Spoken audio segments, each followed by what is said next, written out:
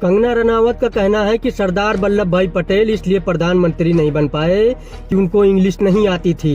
कंगना रनावत को ये जानकारी होनी चाहिए कि सन 1913 में इंग्लैंड के INNS से अपनी लॉ की डिग्री पूरी की थी और साथ ही साथ देश में पहला चुनाव 1951-52 में हुआ था और सरदार पटेल जी की मौत 1949 में हो गई थी बीमारियों के कारण। तो भारत देश के पहले प्रधानमंत्री सरदार पटेल जी कैसे हो सकते थे? दूसरी बात, उसी न्यूज चैनल के इंटरव्यू में कंगना रनावत ने कहा कि देश के पहले प्रधानमंत्री सुभाष सिंह चंद्र बोस। कंगना रनावत लॉ मेकर बनने वाली हैं। ये सारी बातें कक्षा 3 के छात्र को भी पता होती हैं कि हमारे देश का पहला प्रधानमंत्री कौन था, गृह मंत्री कौन था और विदेश मंत्री कौन था। ये सारी बात कक्षा 3 का बच्चा भी बता देगा। जब आप संसद में जाने की तैयारी कर रही हैं और आगे चल के आपसे ये कहा जाए कि संसद में आप देश की गरीबी पर चर्चा कीजिए, तब आप गरीबी की चर्चा तो नहीं करेंगी लेकिन अपनी रेखाओं की गरीबी पर आप चर्चा करने लग जाएंगी। मेरी ये बात कंगना रनावत तक कम से कम पहुंचनी चाहिए